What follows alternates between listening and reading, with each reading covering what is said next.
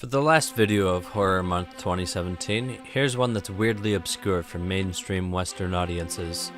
The early 2000s saw a bunch of Japanese horror Hollywood remakes. 3 in particular stand out as a trinity of long-haired little girl ghost stories: The Ring, Ju-On or The Grudge, and Dark Water. The Ring and Dark Water were both based on books written by Koji Suzuki and directed and adapted by Hideo Nakata. And Sadako vs. Kayako is a thing, I guess, so they're ostensibly all part of the same cinematic universe. While the first 2 are pretty much household names, becoming huge successes in the West, and getting multiple sequels, Hollywood's Dark Water was relatively unsuccessful. I haven't even seen it. The story revolves around a recently divorced woman, Yoshimi Matsubara, and her 6-year-old daughter Ikuko, as they try to live their lives in a bad apartment while Yoshimi battles her ex-husband for custody that he never wanted until it was something he could take from her. Meanwhile, she's searching for a job, trying to juggle that with being a single parent and pick Ikuko up on time, and dealing with their terrible apartment being terrible. And that's where the story begins. I think every good horror movie needs to base its theme on something real. It's one of the reasons that I don't generally like mindless slasher movies or monster movies. In this case, the fear comes from 3 sources: the fact that she might lose her daughter in the custody battle, her doubts about the apartment, and her history about being crazy, and it all just might be in her mind. I swear, I really didn't mean to make this crazy month. These 3 aspects show themselves through various ways, ranging from the obvious,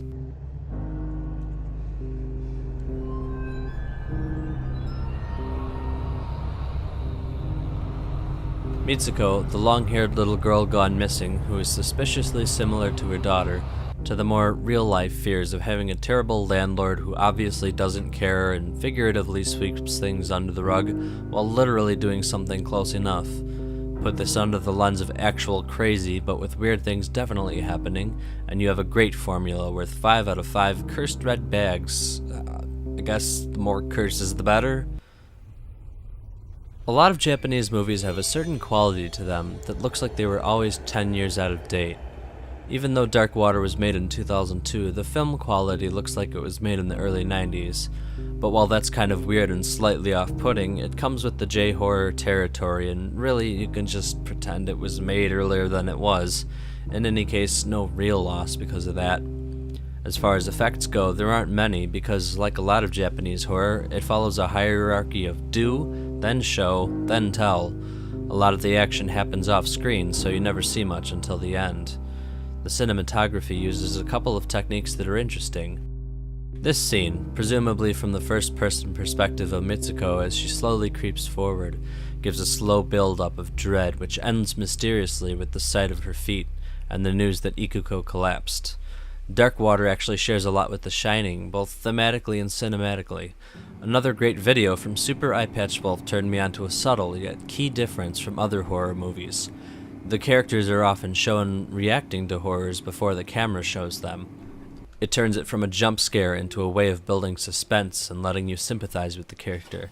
Kind of like a laugh track, but not gaudy, obvious, and forced. This might be something common in Japanese horror. More research is required.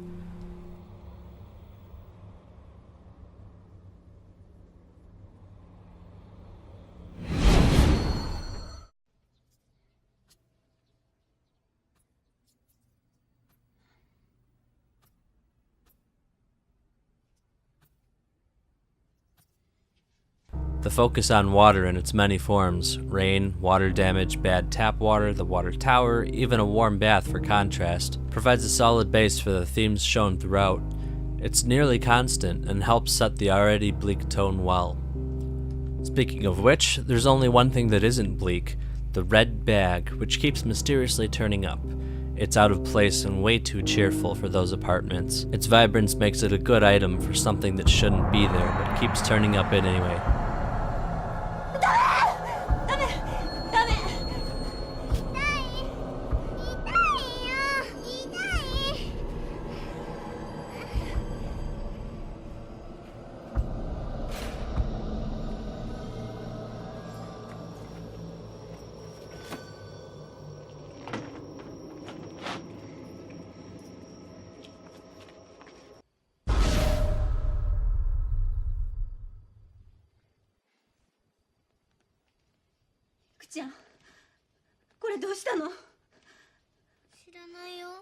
I give the visuals 4 out of 5 cursed red bags.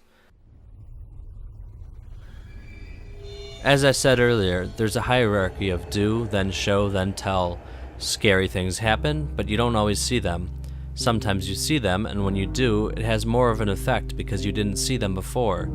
And there's very little in the way of outright explanations, leaving it open to interpretations, though it's pretty straightforward. Also, as I mentioned earlier, the horror is derived from reality. The ever-growing spot of water on the ceiling preys on the ultimate fear for cheap apartment renters. Water damage. That's not gonna fix it. Now it's just going to mold. You're only making it worse. Still, it's undeniably creepy. Something that shouldn't be, but is. Ikuko's tendency to run off and disappear plays well not only on standard parental fears, but also on Yoshimi's apprehensions about the custody battle. And maybe she's just crazy. What is it about hair in the water that is so ubiquitous in Japanese horror? It's not really threatening, in fact it's not even that uncommon if you shed a lot, but there's something so wrong about it on a nearly instinctual level that makes it a part of you just reject it as purely bad. It works on a base level fears that I at least don't understand. There are plenty of Japanese folk horror stories about it, but that just means that the idea has been around for a long time and it's an established cultural fear. Kind of like the fourth floor. In Japanese, 4 is pronounced the same as death, so it's considered bad luck, like the number 13 in the West. That's why things like teacups come in sets of 5. Speaking of which, a good increasing tension and slow yet satisfying build-up throughout earns this a 5.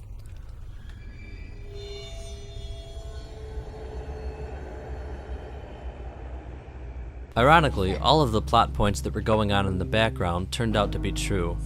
The apartment was not only terribly managed, but the manager probably knew about what happened, considering he lied about the water tower being regularly maintained.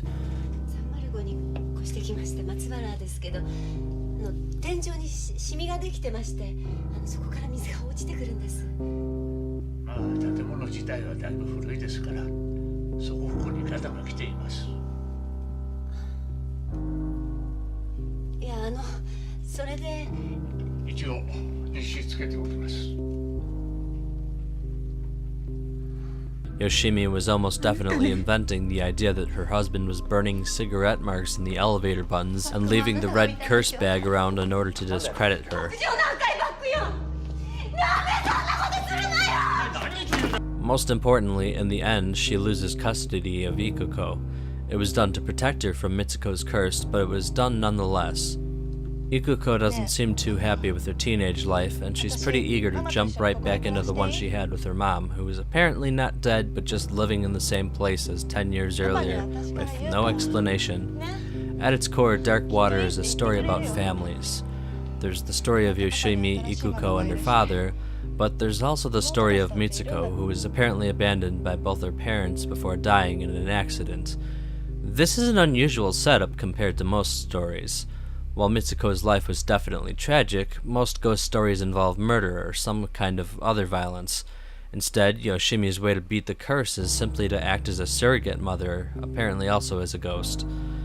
The ending is an unusual one: side with the ghosts to defeat it. But rather than ending with a feeling of defeat, it's more bittersweet. Ikuko is alive and turned out fine, and that's probably what Yoshimi considers her priority. They got to talk to each other one last time, and while there was a vague threat, it was gone almost as soon as it came.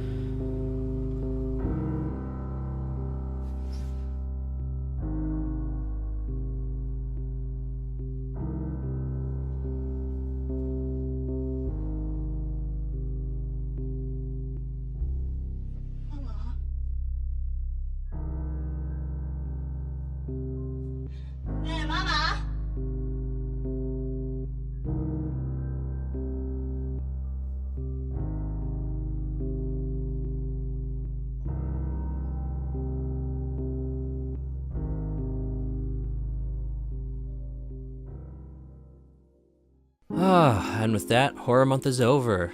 Leave a like if you made it this far, and subscribe if you want to see more videos like this. Now that I'm not busy doing like 6 things at once, I'm gonna have a channel update video next week sometime, so keep an eye out for that.